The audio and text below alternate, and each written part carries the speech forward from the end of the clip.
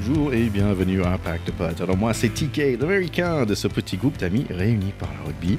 Et je suis très content d'être là avec un certain Théodore de Saint-Rémy qui, je pense que t'es en tongs là, Théo, t'es en vacances quand même. Je suis en vacances mais je suis pas en tongs. Il n'y a pas de tongs à ma taille. Voilà. Donc, non, je suis en vacances et néanmoins très heureux de passer un petit peu de temps avec toi, avec Charlie qui je crois va nous rejoindre. Exactement, c'est le projet. Pour commencer tranquillement, cool, à se mettre en mode Coupe du Monde. Voilà. Le but d'aujourd'hui, c'est entrer doucement, comme tu dis, dans le Coupe du Monde, comme on a un peu entré dans ce match Écosse-France, on va dire. Mais on va parler de plein de choses. On va parler de tous ces petits matchs de préparation qu'on a vus récemment. On va parler de l'Écosse-France aussi. Et bien sûr, on va parler de Poule A de ce Coupe du Monde 2023 ici en France. Allez, si ça te gêne pas, j'ai fait mon petite minute américaine. Est-ce que tu as une idée de quoi s'agit-il ? Là, j'avoue que je sais pas.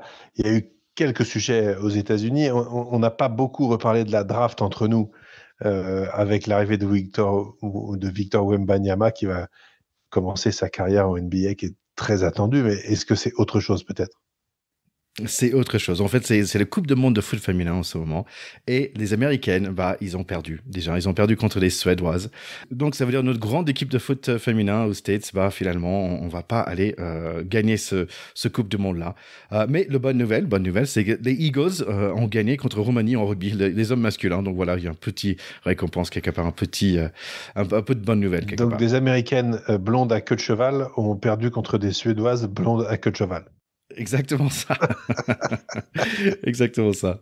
Allez, on va parler beaucoup de rugby quand même. On est là pour parler de ces matchs de préparation vite fait. Il y avait Pays de Galles contre l'Angleterre. En fait, c'était assez marrant parce que c'était une équipe d'Angleterre que je connaissais pas trop. J'ai regardé le premier mi-temps. Il y avait quand même certaines personnes qu'on connaît bien, comme Freddie Stewart, le grand numéro 15, Joe Marchand qui joue à Stade Français, le Marcus Smith avec son joli coupe de cheveux, Danny Kerr qui a quand même 87 caps et le capitaine était bien sûr Genge, super pilier. J'ai trouvé que c'était leur premier mi-temps pas super intéressant, mais en fait c'est en deuxième mi-temps où Pays de Galles ils ont réussi à prendre le match. Ils ont marqué 20 points contre 9, donc Pays de Galles qui prend ce match un peu étonnant. En même temps c'était un match, en même temps c'était une équipe où il n'y avait pas beaucoup de grand monde en fait que je connaissais. Bien sûr il y avait Halfpenny, Rees-Zammit et North, mais franchement assez étonnant et pas de bonnes nouvelles on va dire pour le coach d'Angleterre Borthwick. Quand tu arrives à aligner derrière quand même Rees-Zammit, North et Halfpenny, c'est quand même tout de suite solide. Hein. C'est des joueurs très expérimentés pour les uns, extrêmement prometteurs pour l'autre. Donc, c'est vrai que c'est une semi-surprise parce qu'on avait vu cette équipe galloise un petit peu en perte de vitesse ces derniers mois, avec notamment la retraite d'Alwyn Jones qui forcément fait un trou mental au-delà de faire un trou physique dans cette équipe. Mais ça reste des matchs de préparation. Donc, on en parlera aussi pour notre match à nous. Ce qui est un petit peu inquiétant sur cette équipe d'Angleterre, pour le coup, c'est qu'ils ont été assez stériles, ils n'ont pas montré grand-chose. Ça, c'est un peu embêtant. Ces matchs de préparation, perdre ou gagner reste un peu secondaire. La manière, pendant au moins un moment, reste importante. Les Anglais n'ont rien montré. C'est un peu inquiétant pour eux. Ouais, ça fait un petit moment aussi, ouais. Allez, en autre match, c'était l'Afrique du Sud contre l'Argentine. C'était bizarre les maillots parce que les Sudaf, ils jouaient dans les couleurs d'Argentine, je trouvais, et l'Argentine, ils jouaient dans les couleurs de Roumanie. Donc j'ai pas trop compris. Un autre truc qui était bizarre, c'était 10-3 pour l'Argentine à la mi-temps. Sauf que Mapimpe, il va marquer en 2 minutes dans le début de deuxième mi-temps, 10 partout. Et en parlant de 10, c'est un certain Libuck. C'est pas Pollard en ce moment. J'aime bien ce gars, il a vraiment un style que j'aime beaucoup. Il a fait un passe à pied somptueux pour le prochain essai. Vraiment la classe. Il a raté quelques points au pied, mais il a assuré le fin du match avec 3 pénalités. Donc c'était Afrique du Sud 24 et Argentine 13. Faut pas oublier que les Sud-Africains sont quand même les tenants du titre. Bon, c'était un match en Argentine en plus, hein, donc c'était un match toujours difficile d'aller jouer en Argentine parce que c'est un pays dans lequel il y a quand même assez peu de matchs internationaux de très haut niveau. Donc quand ils les reçoivent, en général, les Argentins sont galvanisés parce que leur public est là, etc. Donc, d'où peut-être cette très belle première mi-temps où ils tournent devant. Et puis ensuite, la force sud-africaine et le talent du numéro 10 qui viennent remettre un peu les pendules à l'heure. Il y a encore un niveau d'écart entre ces équipes, incontestablement. Mais c'est quand même une belle performance des Sud-Africains. Ça veut dire aussi qu'il faudra compter avec eux à la Coupe du Monde, hein. Ça reste de toute façon une équipe capable de tout. Oui, on parlait de 10, mais en fait, il faut aussi parler du 9, parce que c'est mon Faf. En fait, j'ai vu 2 matchs avec l'Afrique du Sud pendant cet été, et j'ai pas encore vu Faf. Donc, en fait, j'espère qu'il revient pour ce Coupe du Monde. On va parler de ce groupe B la semaine prochaine. Mais franchement, j'adore ce joueur, ce Faf, avec ses super cheveux blancs. Et en fait, c'est Reinhardt, le 9 de Montpellier ouais. qui joue très bien. Mais bien. Faf, je pense qu'il faut pas oublier quand même qu'elle a la dernière Coupe du Monde 2019, il a posé avec le trophée après la finale en slip aux couleurs de son pays. Donc, pour moi, rien que pour ça, ils sont obligés de le reprendre pour une Coupe du Monde. C'est pas possible de passer à côté de ça. Ouais, exactement. Allez, il y avait aussi Nouvelle-Zélande contre Australie. Nouvelle-Zélande, en fait, ils perdaient. Australie gagnait 20-3, il me semble, pour le premier mi-temps. Et en fait, Nouvelle-Zélande est revenu avec un penalty dernière minute. Un peu de surprise là, mais en même temps, il n'y avait aucun Barrett dans les parties titulaires. Je pense que Nouvelle-Zélande, ils voulaient essayer quelques nouveaux joueurs. Oui, c'est toujours pareil. C'est ces matchs, entre guillemets, sans enjeu, sachant que la Nouvelle-Zélande a quand même frappé très, très fort sur le mois de juillet. Avec des confrontations face aux Australiens et aux Sud-Africains où ils ont été intraitables, ils ont été très au-dessus.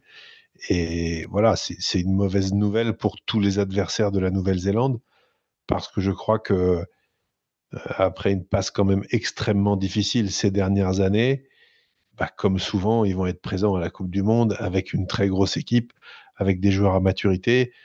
Il faut jamais négliger aussi l'impact incroyable de la fratrie Barrett sur cette équipe et le niveau de confiance qu'ils donnent à leurs coéquipiers. Et je pense que rentrer sur ce terrain avec les 3 frères, avec le niveau qu'ils ont en ce moment, je pense que c'est quelque chose d'extrêmement puissant pour les Néo-Zélandais. Et ce match-là, il est anecdotique, même s'ils gagnent à la fin. D'abord, ils gagnent quand même. Mais avoir été mené 20-3, c'est un sujet qui est secondaire. Ce qu'ils ont montré, c'est sur les matchs notamment précédents, où ils ont été absolument intraitables et on a eu le sentiment de retrouver les Blacks qu'on n'avait pas vus depuis 2 ans et demi. Donc c'est dommage, j'aurais préféré qu'on les retrouve dans 6 mois. Ouais, c'est ça. J'ai eu tout à fait la même idée que toi. Et quand j'ai vu jouer, je dis, on va avoir un problème. Mais on va parler un peu plus en détail de cette équipe de All Black après. Rapidement, les 2 autres matchs qui vont nous intéresser, c'était Fidji a battu Japon 35-12 et Irlande a battu Italie, presque le même score, c'était 33-17. Un score, en fait, c'est un peu marrant parce qu'on pense ils ont marqué 17, mais c'était plutôt 23-3, je pense, ou 21-3 le premier mi-temps. Irlande a vraiment levé le pied pour le deuxième mi-temps. Donc voilà. Gros match des Fidji, hein. Très gros match des Fidji, extrêmement physique. Et c'est toujours des équipes tellement difficiles à jouer, en particulier en première mi-temps, dans les 50 premières minutes, parce qu'ils ont tous les talents. Des athlètes extraordinaires et des qualités techniques rugbystiques tout à fait hors du commun. Souvent, c'est en deuxième mi-temps qu'ils craquent un peu. Là, ils n'ont pas craqué et quand ils craquent pas, ça fait mal. Pack de potes, terrain 10. Allez, France-Écosse à le Beautiful Murrayfield. Alors, il y a beaucoup d'expérience sur cette équipe d'Écosse. Il y a Hamish Watson, le mec qu'on aime bien, Schumann, des frères Ferguson, un père d'alliés super costaud, Van der Meulen et certain Darcy Graham. Et aussi Blair Kinghorn qui va remplacer Hogg, qui les manque pas mal, je pense. Finn Russell, il est éternellement décontracté, je trouve, même en mode capitaine. La France, un peu rigide. C'est une équipe très jeune qu'on va mettre là, mais quand même avec un capitaine qu'on adore, Brice Dulin.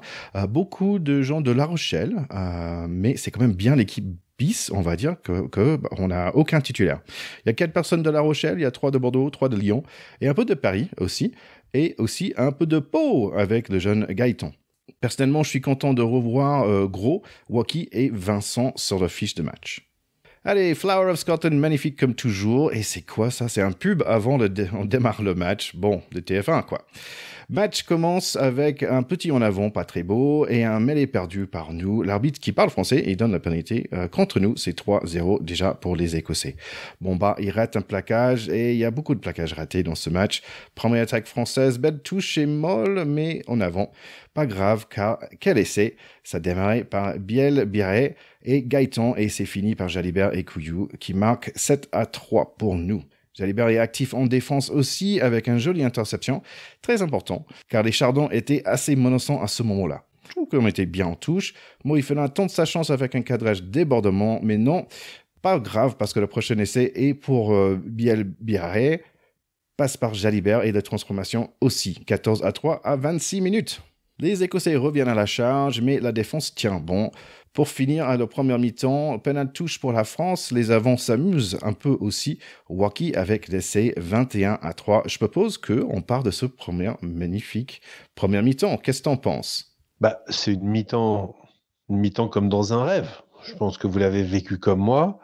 On a quand même l'équipe qu'on appelle au foot des coiffeurs. Hein. À part Woki, effectivement, il n'y a quasiment aucun joueur qui a déjà été titulaire plusieurs fois d'affilée dans cette équipe. Et Dulin un petit peu revenant. Tous les autres sont quand même des joueurs avec un palmarès soit de remplaçants, soit de novices. Et la manière dont ils ont marché sur les Écossais pendant une mi-temps était hallucinante. Parce qu'ils les ont dominés dans tous les domaines et dans tous les secteurs du jeu. Sauf un petit peu la mêlée à la fin de la mi-temps. Mais dans l'agressivité, dans les rucks, dans la conquête et dans la création, dans l'utilisation des espaces pour mener à bien des essais comme les deux premiers ou avec l'efficacité sur une pénale touche et Woki qui allonge la tentacule et qui marque, on se dit mais c'est pas l'équipe B en fait. Parce qu'en face, c'est bien l'équipe A écossaise qui se fait marcher dessus. Donc, la suite, on va en parler après, mais on se dit, à l'issue de cette mi-temps, gros casse-tête quand même pour l'équipe des sélectionneurs. Mal de tête assuré pour arriver à faire le tri entre les présumés titulaires qui sont à Marcoussis en train de se dire mais oh, c'était pas ça qui était prévu. On aimerait bien que vous le galériez un peu, s'il vous plaît, les gars. Et ces jeunes et ces seconds couteaux théoriques qui ont fait une première mi-temps sublime. Il n'y a rien à dire sur cette mi-temps, tellement elle est belle. Mais je crois que j'arrive au bon moment, les copains, dis donc, parce qu'on parle de cette Salut super... Charlie. Salut les gars. Salut Charlie. Salut les gars, désolé pour le retard, je suis à l'heure bruxelloise, c'est pour ça un petit décalage horaire, évidemment. Ouais, j'arrive au bon moment parce qu'on parle de cette super première mi-temps où en effet, Théo, je te rejoins tout à fait. J'étais vraiment, je faisais déjà pas mal de blagues sur le fait que notre équipe 3 battait l'équipe 1 écossaise, on pourrait aller à la Coupe du Monde finalement avec deux équipes en fait. Je pense qu'on pourrait proposer deux équipes dans ce tournoi de Coupe du Monde. J'étais ravi aussi, en effet, un peu idyllique et je me disais en effet toutes les cartes sont rebattues pour les sélectionneurs parce que c'était évidemment une revue d'effectifs comme on en voit beaucoup dans les matchs de préparation, c'est-à-dire il s'agit de remettre en branle une machine qui a fait beaucoup d'entraînement seulement et qui a été dans le théorique pendant très longtemps. Et là, on arrive dans du dur face à une équipe vraie en face, mais il s'agit encore de tester les derniers, on n'est pas sûr parce que je pense que l'équipe elle est quand même arrêtée parce que ça fait plusieurs années que cet objectif Coupe du Monde est déjà en tête, donc l'équipe est déjà pensée et on fait une dernière revue d'effectifs avant et bam, on marche sur les Écossais. Super première mi-temps, j'étais ravi. Oui, c'était des très bonnes nouvelles, mais ça va pas durer très longtemps. Deuxième mi-temps commence avec un Van der Merle en feu et un joli coup de pied de Finn Russell pour le petit Darcy Graham dans le coin.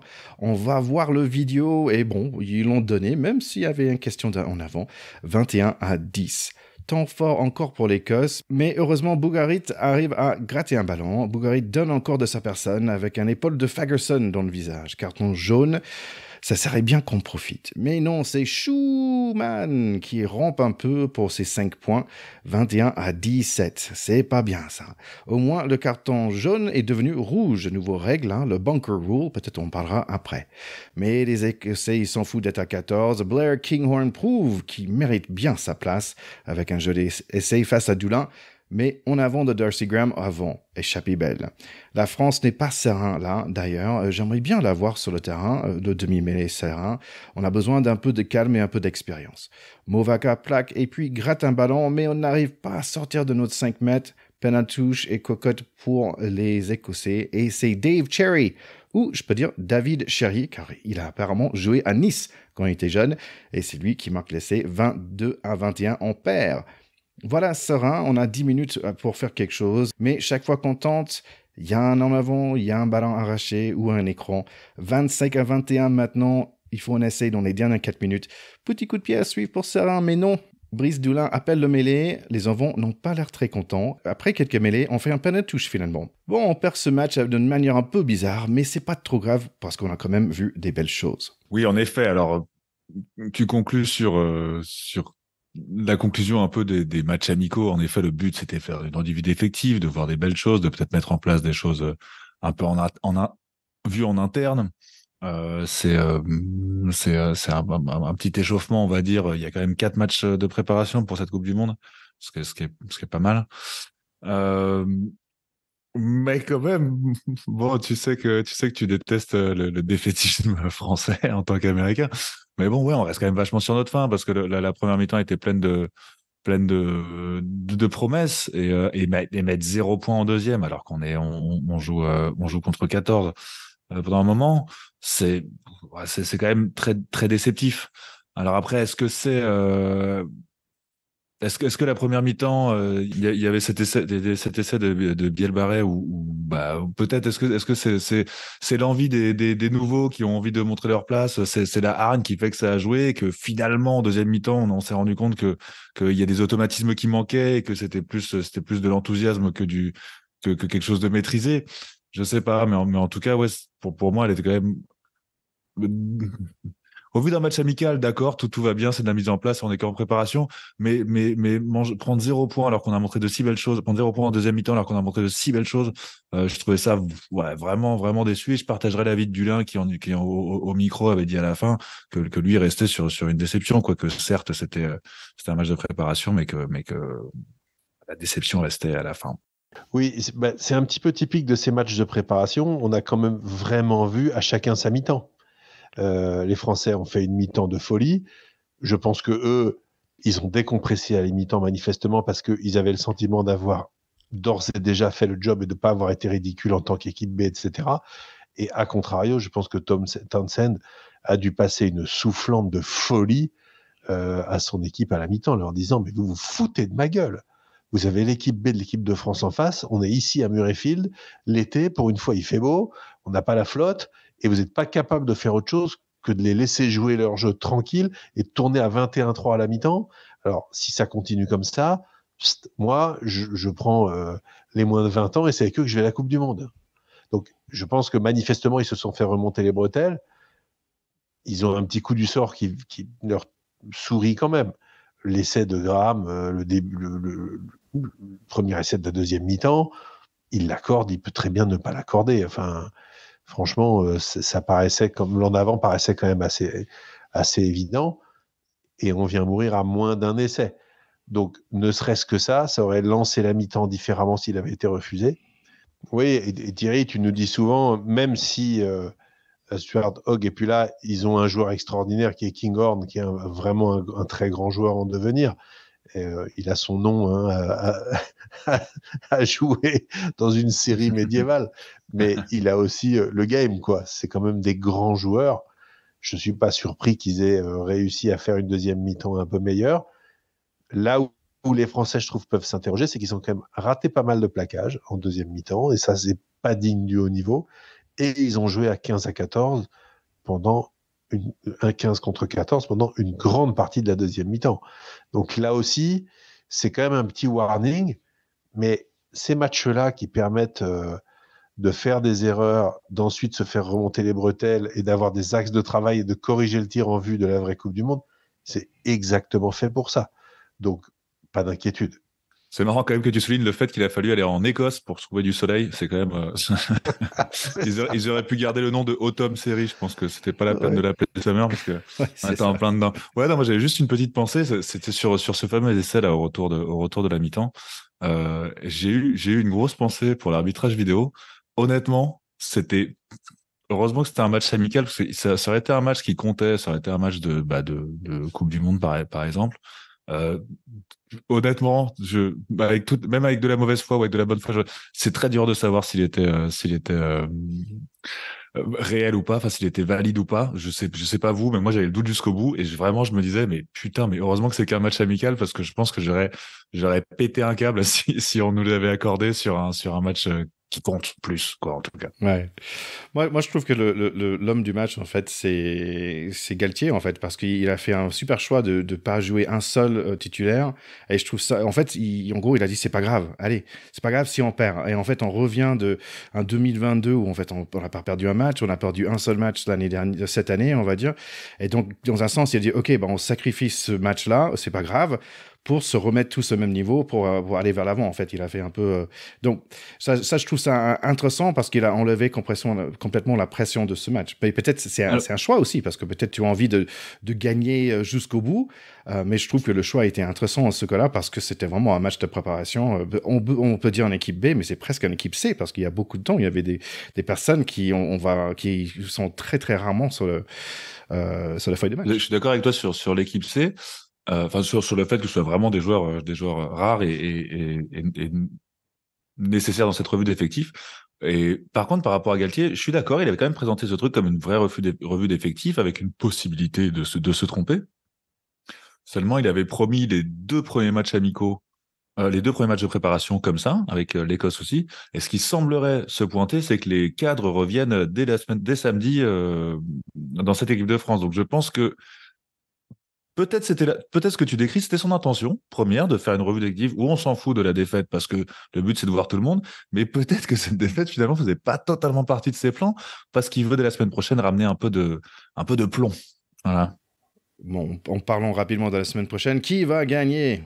La France, évidemment. Je pense que les Français vont remettre les pendules à l'heure avec la grosse équipe. Je l'espère en tout cas. Et ensuite, ça laissera le dernier match amical pour laisser des incertitudes. Ce serait bien d'avoir alterné incertitude, certitude, et puis voilà, un peu de créativité ou un peu d'exercice physique dans le troisième contre l'Australie, dont le résultat apportera, à vrai dire, assez peu. Quand même, beaucoup plus physique contre Fidji aussi. Ouais, c'est ça. Moi, je pense qu'il faudra être prêt contre les Fidji parce qu'ils n'avaient pas l'air de rigoler contre le Japon, quoi. Je pense que ils ont été très forts contre le Japon et très physiques. Donc, je pense que ça va être aussi effectivement un défi, mais c'est plus un défi de fin de préparation physique contre les Fidji. Je le vois comme ça, en défense collective, défense individuelle et préparation physique. Ça reste des matchs dont on ne doit pas se focaliser outre mesure sur le résultat. Allez, on passe maintenant à notre preview rapide de notre poule A pour la Coupe du Monde 2023.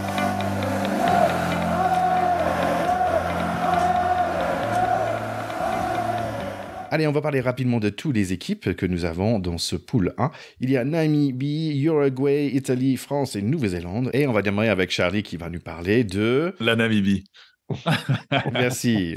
Je sais, est-ce que j'ai gagné la Namibie parce qu'il y a quand même un petit côté allemand avec la Namibie ou c'est pas fait exprès? En fait, c'est parce que j'arrive pas à le prononcer, voilà. D'accord. Bah écoute, Namibie, c'est quand même bon. Dans cette poule, c'est ceux qui, comment le dire, nous effraient le moins. On peut le dire comme ça. C'est la 7e fois qu'ils se qualifient pour la Coupe du Monde. Bon, pour l'instant, ils ont pas encore eu de victoire. Le mieux qu'ils aient fait en Coupe du Monde, c'est un point de bonus défensif. Dans cette équipe de Namibie, il y a 20 joueurs qui ne jouent pas dans leur pays, qui jouent à l'international, évidemment. Il y en a 2 qui jouent aux États-Unis, mon ticket. Ça doit te parler un peu, qui jouent au Bled, qui jouent chez toi. Ouais, dans les MLR. Tu vois, c'est bien le MLR, finalement. Et il y en a 2 qui jouent en France. C'est un pays qui compte très, très peu de licenciés, puisqu'ils sont entre 6 000 et 9 000. C'est vraiment, vraiment peu. Et leur devise nationale, c'est le Land of the Brave. Et il va leur falloir beaucoup, beaucoup de bravery pour vivre dans cette poule. On leur souhaite peut-être d'aller chercher une première victoire en Coupe du Monde contre l'Uruguay, qui serait leur meilleure chance. Oui, je pense aussi. Moi, je voulais juste parler du nom de l'équipe. Ça s'appelle le Welwitschia. Et en fait, ce qui s'appelle, c'est l'oignon du désert, en fait. Donc, je suis allé voir qu'est-ce que c'est. Donc, j'ai mis dans nos show notes, les gars, une photo de ce truc. En fait, c'est une espèce de plante qui est juste immense. En fait, il faut voir une personne à côté. C'est juste immense et ça a l'air d'être un truc quand même sorti de Aliens. C'est assez incroyable. Mais c'est vrai, Namibie, bon, on aimerait bien qu'on voit un bon match entre eux et Uruguay. Et oui, on a un petit souvenir avec la Namibie parce que ceux qui regardent les highlights sur YouTube de notre caveman national, le Chabal, c'était en 2007 où il y avait cette image où on le voit vraiment, mais littéralement marcher sur les Namibiens pour aller planter un essai tout de cheveux vêtus, cet essai. Allez, si on parlait de Uruguay. Oui, l'Uruguay, équipe sud-américaine, qui était là en 2015 et en 2019, qui avait participé également aux Coupes du Monde 99-2003. Et qui est jamais sorti des poules. Ça reste une petite équipe, c'est un petit pays du rugby avec peu de licenciés. Mais bon, c'est à la faveur de l'expatriation des joueurs qui vont mettre leur talent au service de championnats un petit peu plus prestigieux que ce qui se passe en Uruguay, à l'image de Santiago Arata, qui est le demi de mêlée du Castres Olympique, qu'on a vu toute la saison en Top 14, qui est vraiment un joueur absolument épatant. J'ai vu qu'il s'était blessé, alors je ne sais pas s'il sera de retour pour la Coupe du Monde. En tout cas, ce serait un très gros coup dur pour eux s'il n'y était pas. Ce qui est certain, c'est que dans leur match de préparation, ça leur a plutôt souri avec des marges très étroites, puisqu'ils ont battu le 29 juillet le Chili 26-25, et ensuite ils ont battu la Namibie 26-18. Donc, je ne sais pas si ça fait autre chose que 26 points, eux, en offensif. Mais en tout cas, pour l'instant, les deux équipes récentes qu'ils ont affrontées en ont marqué moins qu'eux. Donc, cet Uruguay-Namibie, qui sera évidemment le match des petites équipes de la poule A, sera un match intéressant avec deux équipes qui se valent et donc forcément de l'enjeu et quelque chose probablement de très chouette puisque ce sont des joueurs qui savent qu'ils ont à aller chercher une victoire au moins et que cette victoire, il faut la cocher contre la Namibie pour l'Uruguay et contre l'Uruguay pour la Namibie. Donc, ça va être un peu leur finale à eux. Donc, c'est toujours des matchs à voir et je pense que ce sera du très beau rugby. En fait, si vous vous souvenez, c'est eux qui ont battu Fidji en 2019. C'était un match mythique où en fait tout le monde était en train de pleurer. Et le coach avait dit "Shock the world" et étonner le monde. Et ils l'ont fait. Et c'était d'un truc de grande beauté. C'est un grand souvenir du dernier Coupe du Monde. Donc ils ont complètement la capacité, pas juste de battre Namibie, mais aussi, je pense que ce qui cochait chez eux, c'est Italie. Parce que s'ils arrivent à battre Italie, ils sont 3e minimum. Et s'ils sont 3e, ils sont re-invités pour le Coupe du Monde d'après. En fait. Double motivation, ouais. Oui, j'avais vu il y a un gars qui s'appelle Squidge Rugby sur YouTube qui a fait toute un vidéo sur eux. Et il a bientôt parlé de Arata, qu'il a décrit comme le Antoine Dupont d'Amérique du Sud. Un peu moins costaud, mais très talentueux. Il y a aussi 6 autres joueurs qui jouent en Pro D2. Il y a Manuel Ledekar qui est deuxième ligne à Bayonne. Nous, on aime bien les deuxièmes lignes. Et il y a une troisième ligne qui joue 6. Et en fait, je pense que c'est le troisième ligne le plus petit. Il est 1m76 et 88 kg. Et quand tu compares à d'autres équipes, je pense que ça va être intéressant de le voir sur le terrain. Il devrait avoir beaucoup de courage, ce jeune homme-là. Ouais. Et le dernier truc, c'est que presque tous les autres joueurs, cette équipe, en fait, ils jouent dans le même club qui s'appelle Penarol, qui est dans la capitale d'Uruguay. Et c'est eux qui ont gagné de Superliga d'Amérique du Sud, en fait, l'année dernière. Donc, en fait, c'est une équipe qui se connaissent très, très bien, en fait. Donc, comme on a dit, le grand match, ça va être Uruguay-Italie. La dernière fois qu'ils sont vus en 2021, c'est Italie qui a gagné, mais un match très proche, 17-10. Mais en fait, ils n'ont jamais battu les Uruguayens, ils n'ont jamais battu les Italiens. Et donc voilà, un peu d'épices dans ce pool. Allez, Italie, c'est une équipe qu'on aime bien, on connaît bien, mais un peu en difficulté en ce moment. Un petit mauvais passage, on va dire, parce qu'en 2022, en 6 nations, ils ont battu Pays de Galles. Très bon match contre l'Écosse. Il y avait même une victoire contre Australie, si vous vous souvenez. En 2023, c'était un peu plus décevant. Ils ont marqué plus de points, mais c'était quand même ils n'ont pas fait du progrès de tout. Donc, en période difficile aussi, parce que le coach nouveau Z très connu, Kieran Crowley, en fait, son contrat n'est pas renouvelé après le Coupe du Monde. Donc, c'est un choix un peu bizarre de faire ce choix avant que tu pars dans la Coupe du Monde. Je trouve ça bizarre. En fait, qui va la remplacer? C'est Gonzalo Quesadilla, que peut-être tu connais bien, cher Charlie. C'est l'Argentin qui coachait Stade Français. Un bon souvenir en 2015. Allez, leur dernier match de préparation, ils ont perdu contre l'Écosse 25-13, mais ils étaient quand même bien dans le match parce que c'était 18-13 à 80 minutes. Ils ont perdu dans les dernières minutes et bien sûr, donc comme on avait déjà dit, perdu contre l'Irlande la semaine dernière, 33-17. En fait, j'ai écouté aussi un podcast. En fait, c'est un podcast en anglais. Sur l'équipe d'Italie et ça s'appelle Fratelli de rugby, donc si ça vous tente de pratiquer votre anglais pour découvrir plus d'anglais, découvrir plus de choses sur le rugby italien, en fait ils parlaient de eux, c'est un golden generation, ils ont beaucoup de bons joueurs en ce moment, mais en fait il n'y a pas assez d'équipes en Italie qui jouent, mais il n'y a pas assez d'équipes pour jouer tout ce monde, et déjà il y a 7 personnes qui jouent en France, il y a des personnes qu'on connaît bien sûr dans les arrières, c'est Copizzo, Menoncello qui est peut-être un peu blessé en ce moment, Montana, il y en a, Brex, Bruno, ça c'est tous des noms qu'on connaît, et bien sûr Garbici, le 10 qui est hyper bon, qui joue à Montpellier. Dans les avants, nous on aime bien les histoires de famille, donc il y a des 2 frères Cannon, il y a Lamaro aussi, Negri, et vraiment le mec avec le meilleur nom, c'est un pilier de 120 kilos qui s'appelle Simone Ferrari. C'est un peu comme dans l'équipe du Pays de Galles, il faut toujours un Jones ou un Thomas, chez les Rital il faut un Ferrari.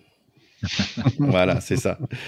Qui va manquer? Ils vont manquer l'arrière Padovani. Il y a Jake Pollard aussi, le 3e ligne qui n'est pas là. Et le pauvre Sergio Paresi, il n'a pas pu jouer son dernier match avec les Azzurri quand même. Si vous vous souvenez, en 2019, il y avait le typhon qui a annulé un match. Et après, il voulait jouer contre l'Angleterre. Et après, c'était Covid qui a annulé un match. Donc, le pauvre, c'est dommage. J'aurais bien aimé le voir. Mais bon, pour eux, le scénario parfait, en fait, c'est qu'ils gagnent leurs 2 premiers matchs contre Namibie et Uruguay. Contre Nouvelle-Zélande, on peut imaginer qu'ils vont perdre. Et si on perd contre Nouvelle-Zélande dans notre match d'ouverture, en fait, on est égaux dans un sens. Ça veut dire que c'est le dernier match de poule. En fait, c'est winner takes all. C'est le gagnant de celle-là, c'est celle qui passe. Donc, énorme pression et tout peut se faire dans un seul match. Et la dernière fois, si vous vous souvenez, qu'on a joué dans le 6 Nations, nous on menait 19-14 à la mi-temps, mais on perdait 24-22 à 60 minutes. On a gagné par 5 points, en fait, c'est tout. Donc, en fait, c'est une équipe, le match vraiment contre les Bleus, c'est super important pour eux et c'est une opportunité. Ils voient un chemin, un petit chemin, il y a un moyen d'arriver, d'être deuxième. Je trouve qu'il y a 2 choses dans ce que tu dis. Il y a d'une certaine manière l'impossibilité conceptuelle d'imaginer les Italiens battre les Blacks, alors que imaginer les Italiens battre les Français sur un malentendu, c'est quelque chose qu'on peut quand même imaginer. Donc tu as tout à fait raison, ça risque d'être quasiment un match à élimination directe contre eux. Bon, sauf si on a gagné contre les Blacks et enchaîné les probables victoires contre Uruguay et Namibie. Mais le match contre les Blacks, on va en parler après, il est quand même loin d'être gagné au premier tour. Ce ne sera pas la fin de la Coupe du Monde si on le perd. En revanche, on n'aura droit absolument à aucune erreur contre l'Italie. Et c'est pas là qu'on est les meilleurs contre les Italiens. C'est une équipe qui est extrêmement douée pour nous faire déjouer. C'est une équipe qui nous réussit très mal. Finalement, souvent, ou en tout cas régulièrement, on leur passe des scores parfois inférieurs aux gros scores qu'on arrive à mettre, y compris aux nations britanniques quand on est dans un bon jour. Donc, il va quand même falloir se méfier de ces Italiens qui, à nouveau, sont remontés à bloc. La plupart d'entre eux jouent en France. Ils ont envie de montrer qu'ils ne sont pas là par hasard et ils ont une passion pour essayer de nous mettre la tête sous l'eau si par hasard on est un petit peu en difficulté. Est-ce que les Italiens seront nos Argentins de 2023? C'est ça que tu dis? J'espère pas. Moi, il y avait quand même 2 choses que j'ai remarqué dans ce que tu disais. Mon ticket, c'est que je pense que c'est envisageable que l'Italie batte la Nouvelle-Zélande, étant donné que tu as réussi à apprendre à dire typhon. Donc, si c'est impossible-là, je l'ai bien entendu, hein, parce qu'on a quand même eu toute une année de typhoon. Donc, si cet impossible-là est possible, méfie-toi, Nouvelle-Zélande, méfie-toi. C'est vrai qu'il y a 4 ans, on a bouffé du typhoon avec Mais comme quoi, avec persévérance une belle leçon que nous apprenons là sur la linguistique. En 4 ans, j'apprendrai à dire Nambi. À Bon, dire bref, quoi, pardon allez, on va parler de ces All Blacks quand même. Rugby Championship winners 3 années à la suite. Hein. Ils sont vraiment en forme, comme tu as déjà dit, mon cher Théo. Ils ont gagné sans problème tous leurs matchs du Rugby Championship cette année aussi. On va dire, ils ont leur force, c'est de commencer très tôt. Et par exemple, contre les Sudaf, ils menaient 20-3 dans la première mi-temps quand même, dans leur match récente. Donc, en fait, comme on avait dit, ils ont passé, il y avait un moment en 2021-2022 où en fait, pendant 8 matchs, ils ont perdu 6 matchs en 8. C'est assez incroyable de dire ça. Mais depuis un match de nul avec l'Angleterre, ils n'ont pas perdu un match en 2023. Là, tu veux vraiment casser l'ambiance, là. Ils ont nommé leur équipe cette semaine, donc dans les avants, bien sûr, on va commencer avec les deuxièmes lignes. Il y a Whitlock et Retallick. Et dans le magazine d'équipe récemment sur les All Blacks, ils ont nommé ces deux-là le 15 de Coupe du Monde quand même. Donc ils sont toujours là, oui. Et en plus de ça, il y a Scott Barrett, un des 3 Barrett, qui peut jouer aussi en troisième ligne. En troisième ligne, il y a quand même Sam Cane qui est le capitaine, Frizel et Savia, le 8, qu'on connaît bien aussi. Première ligne un peu jeune, mais assez performant. Et moi, j'aime bien des noms comme Lomax et The Groot, parce que c'est beaucoup de personnalité. En écoutant des podcasts Nouveau Z, j'ai compris qu'ils ont un pack solide, pas forcément exceptionnel, un peu léger, mais pas très jeune. Si on prend l'image de Dan Cole, de Tanner, qui a 36 ans, et pas mettre de personnes comme ces deux deuxièmes lignes, qui ont plus de 30 ans chacun. Pour les arrières, en 9, il y a Aaron Smith, bien sûr. Après, le 10, c'est un peu plus compliqué parce qu'il y a Beauden Barrett. Mais aussi, il y a Richie Monga, qui est très, très bon en ce moment. Donc, 2-10, très bon. Un peu le Ntamak Jalibert, on va dire, français. Il y a aussi un autre Barrett, c'est Jody Barrett, et ainsi que le fameux Will Jordan. Si on se souvient de lui, il était blessé pendant 1 an, mais c'est un marqueur de fou furieux. Je pense qu'il marque un essai par match environ. Donc voilà, les nouveaux aides, tout ce que j'ai lu et écouté, eux, ils pensent que l'Irlande et la France sont les favoris. En même temps, en Nouvelle-Zélande, ils n'ont jamais perdu un match en poule. Ouais, c'est un peu le jeu de déplacer le favori sur l'autre. Après, l'un dans l'autre, si on regarde ce classement mondial qui est si cher à notre ami Théo, oui, clairement, l'Irlande est favori, la France se défend. Honnêtement, là, pour parler juste de la poule, et du coup, on parlera de l'Irlande dans les épisodes suivants, évidemment. Mais pour parler juste de ce rapport France-Nouvelle-Zélande, puisque la Nouvelle-Zélande nous décrit comme plus favori qu'elle, honnêtement, même si on l'a dit, on l'a répété, on parle souvent de Nouvelle-Zélande ici. C'est historiquement, ils se placent toujours, ils sont constants en haut. Il y a aucun souci. Je pense que réellement, moi, on parlait un peu tout à l'heure de ce match d'ouverture du 8 septembre. Moi, je vois la France favorite et je comprends que au vu de ce qu'on met en place depuis quelques années, au vu de notre régularité, au vu des performances qu'on est capable d'enchaîner aussi et du jeu qu'on peut démontrer. Moi, je donnerais raison à la Nouvelle-Zélande par rapport aux favoris. Tu le sens bien, là. Ah ouais, non, vraiment bien, vraiment bien. Tout à l'heure, comme je savais qu'on allait présenter la Nouvelle-Zélande, je parlais pas trop de ce match d'ouverture, mais moi, clairement, je penche sur l'idée qu'on va le gagner, ce match d'ouverture le 8 septembre. Parce que la pression est sur nous, parce que cette équipe a démontré, on a beaucoup parlé de l'équipe de France qui était à rebond, qui jouait mieux dans la peur, qui était plus méchante et plus violente, plus dominatrice quand elle avait la crotte au cul, comme on dit.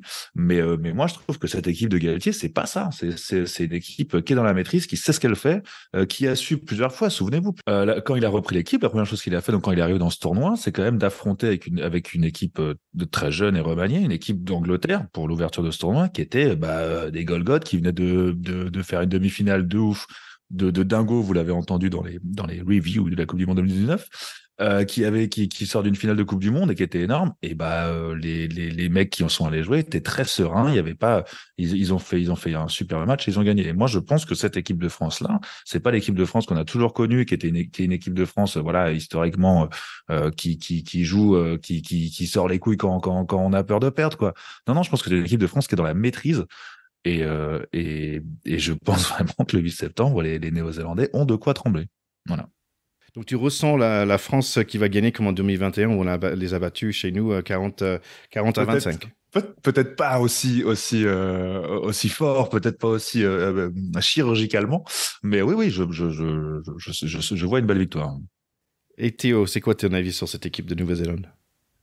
J'en pense que ça reste l'équipe mythique de notre sport.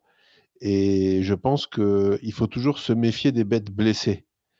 Incontestablement, les Blacks, la dernière fois qu'ils sont venus au Stade de France, je pense que dans la préparation mentale et dans le storytelling que va faire le squad et que vont faire ceux qui ont vécu ce match-là contre les Français, ils vont en faire un sommet, pas du rugby, ils vont en faire un sommet de l'honneur néo-zélandais.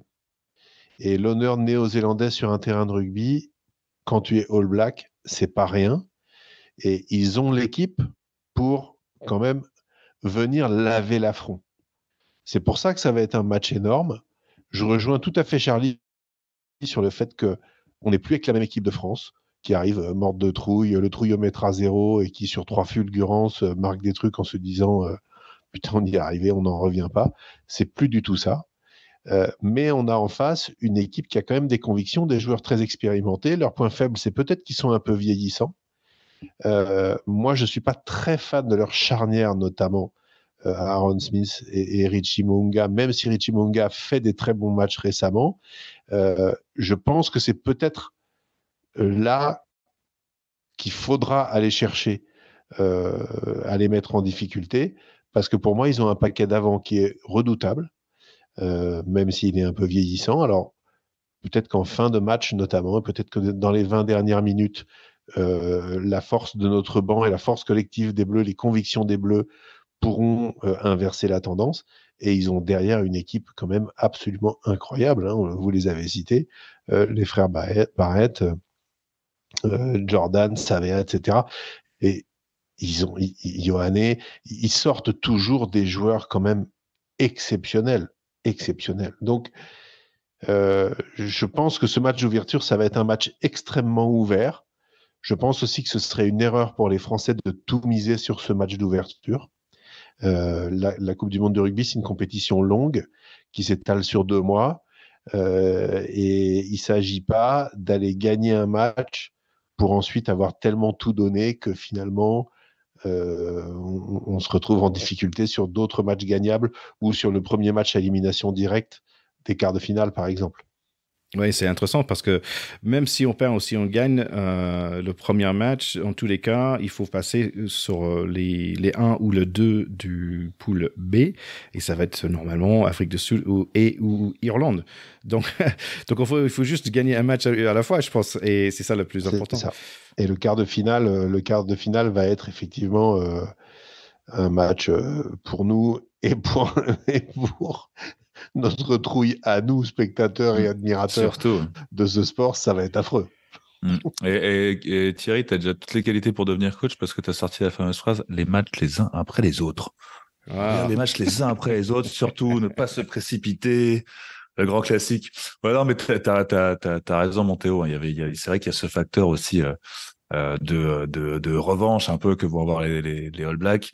Et bon, depuis 2015, c'est plus trop ça, mais historiquement un peu, on est quand même la bête noire de la Nouvelle-Zélande en Coupe du Monde.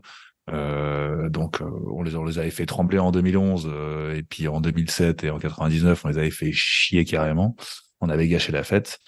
Donc je pense qu'il y a une petite histoire quand même et ouais ils vont oui Charlie, mais surtout quand ils nous attendaient pas.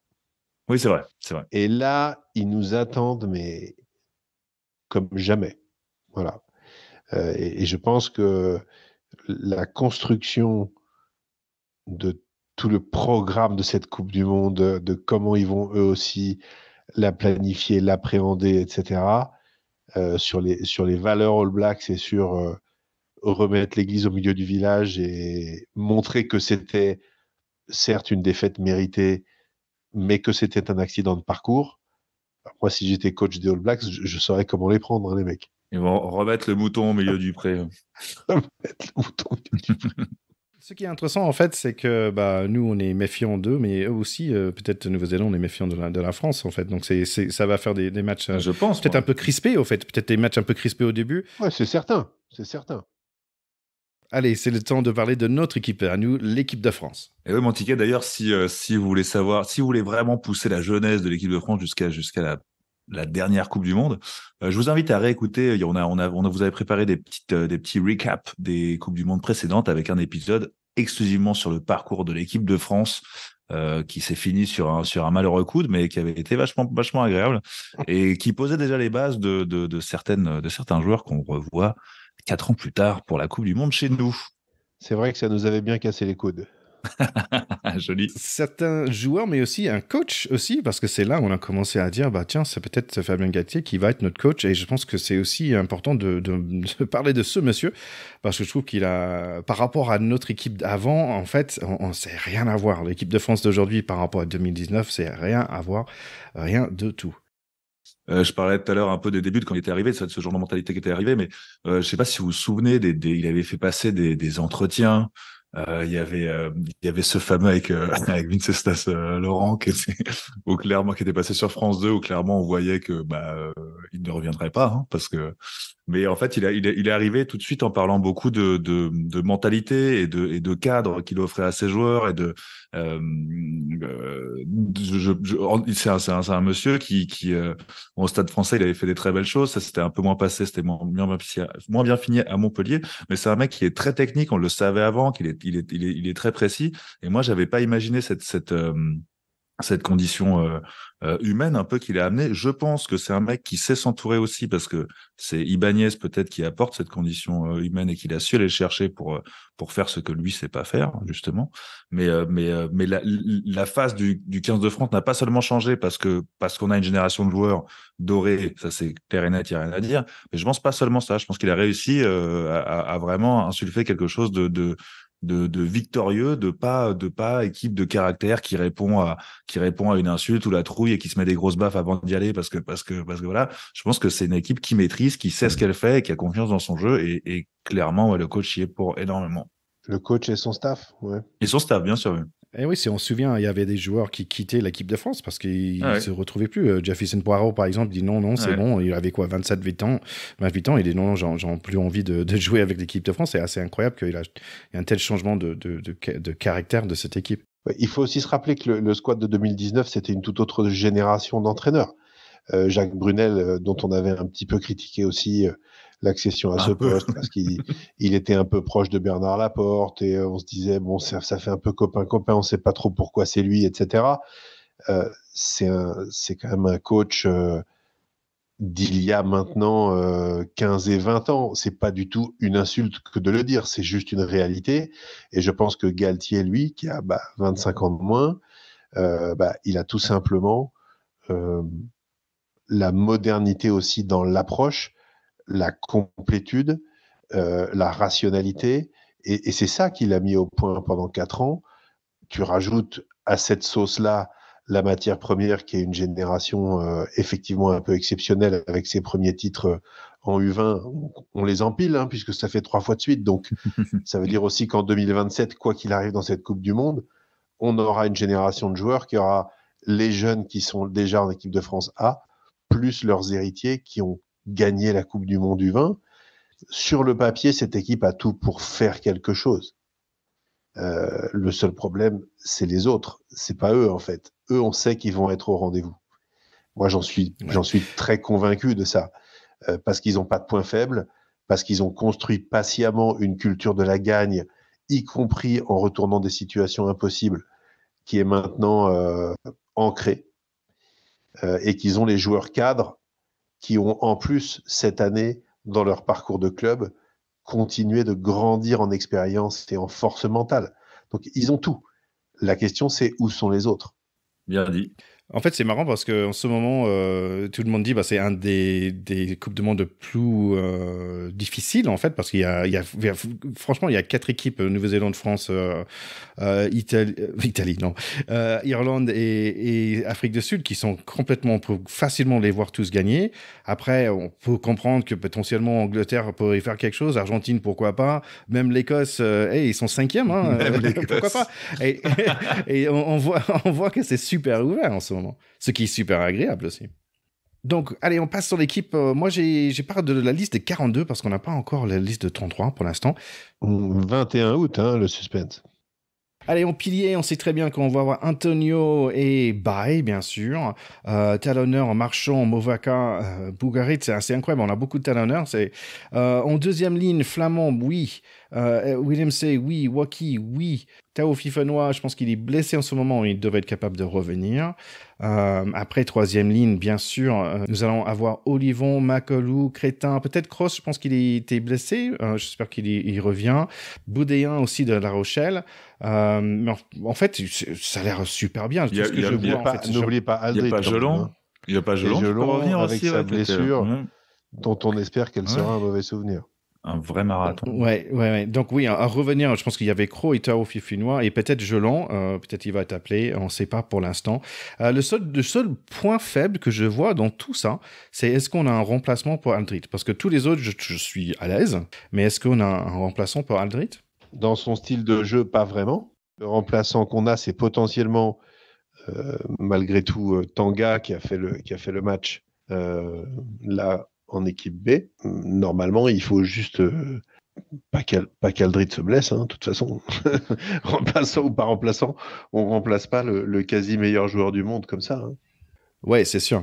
Allez, si on prend les arrières, en fait, on est très bon et très flexible aussi, bien sûr. Le meilleur joueur du monde en ce moment, c'est Dupont. Derrière lui, Luco, Serin ou Koyou, on n'est pas certain. Demi-ouverture, bien sûr, Ntamak et Jalibert en solide numéro 2, potentiellement Astoy aussi. Trois quarts centre, Ficou.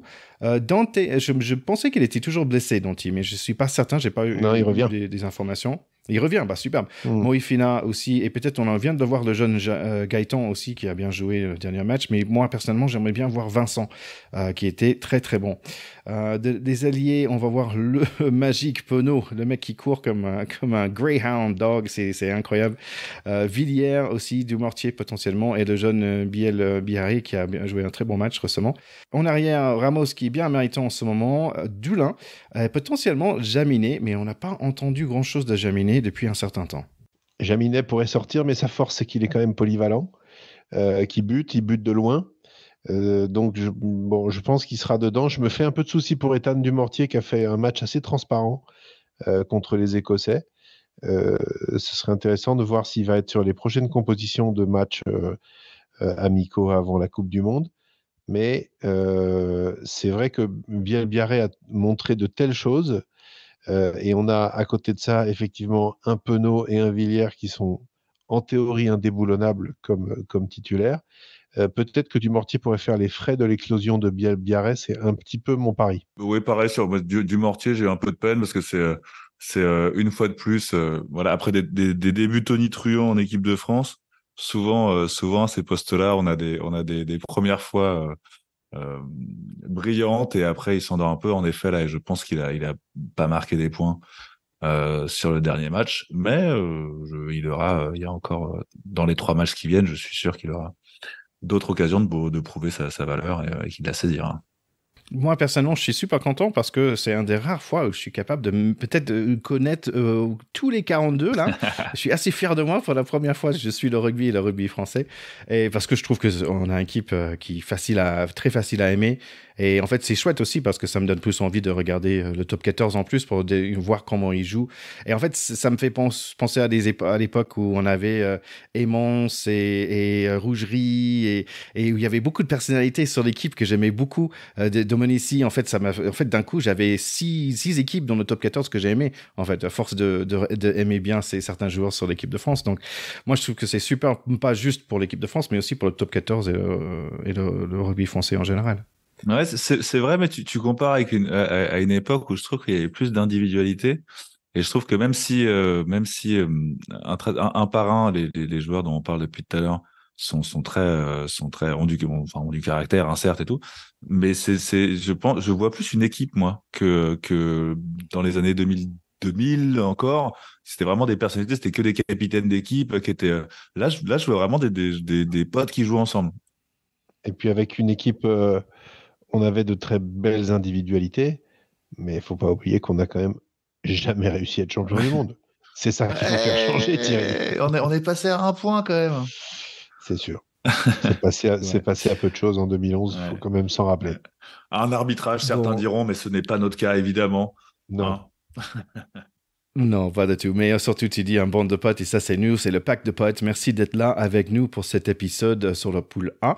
Revenez semaine prochaine. Normalement, j'ai un special guest qui va venir pour expliquer un peu le pool B. Donc, le pool B, c'est Afrique du Sud, Irlande, l'Écosse, Tonga et Roumanie. Un pool bien difficile, un peu comme le nôtre aussi. Donc, allez, les garçons, est-ce qu'il y a d'autres choses à ajouter, sauf que, allez, les Bleus? Et à part aller les Bleus, juste que aller les Bleus, on va pouvoir le dire avant le 8 septembre aussi, s'il y en a qui veulent un petit tour de chauffe et se mettre en bouche avant la Coupe du Monde qui arrive. Sachez que la France organise aussi du 8 au 12 août, donc en ce moment même, le championnat d'Europe de touch rugby. Donc ça se passera à Verdun. Je vous invite à aller voir sur le site de Touch France tous les renseignements. Il y a de quoi suivre les matchs. La France a évidemment ses chances. Il y a les plus de 40 qui vont défendre leur titre. Et dans ces plus de 40, il y a mon ami Nicolas Webinos qui va jouer aussi. Je lui fais un gros bisou. Et donc ils vont défendre ce titre. Et ceux qui veulent un peu entendre cruncher pour se préparer à cette Coupe du Monde, je les invite à suivre notre équipe de France dans ce championnat de touch, dans cette Coupe d'Europe de touch. Ouais, surtout si vous avez jamais joué au rugby, le touch, c'est super pour démarrer. C'est comme ça que j'ai démarré en fait avec le rugby. C'était en jouant en touch avec des copains. Et c'est marrant parce que là, aujourd'hui, j'ai eu un texte. J'ai joué au touch récemment avec des gens du coin. Et en fait, ils disent tiens, la Coupe du Monde qui revient. Est-ce qu'on va pas faire un peu de touch le mercredi? Je trouve ça superbe. Donc peut-être je me remettrai les crampons. Non, on veut voir les photos, mon ticket. Eh bien, pas de vidéos surtout. D'accord. Juste des photos, ça peut faire illusion. Et pour continuer sur le rugby un peu moins médiatisé, on va dire, je voulais aussi vous inviter à aller sur Internet, sur un moteur de recherche, taper la lettre du ballon ovale. Alors, c'est une petite newsletter là qui a commencé, faite par mon ami Benjamin. Très sympa, si vous avez entre 5 et 10 minutes de lecture. Donc, il y a les 5 focus de la semaine, il vous informe sur les destinations rugby de la semaine, les infos de la semaine, la vidéo de la semaine. Donc, vous vous abonnez à cette newsletter en vous rendant évidemment la lettre du ballon ovale sur votre moteur de recherche. Et vous recevez par mail des petites news rugby, voilà, régulières. Ça complémente très bien votre écoute du pack de potes et quand vous en avez un peu les oreilles remplies, vous pouvez aller jeter un œil dans votre mail pour avoir cette newsletter. Je vous y invite. Eh bien, voilà, messieurs, pour cette première séance préparatoire et cette petite rentrée diesel dans notre Coupe du Monde qui, elle, marchera au super. N'oubliez pas, chers écouteurs, de nous liker et de partager ces épisodes s'ils vous ont plu, voire même de dire à Apple Podcast que nous sommes évidemment les meilleurs, en toute humilité, bien sûr. Et on vous dit à très très vite et à la semaine prochaine. Merci les gars, c'était comme d'habitude un plaisir. Allez les gars, à très bientôt, bye bye. Ciao. Salut les copains, à plus.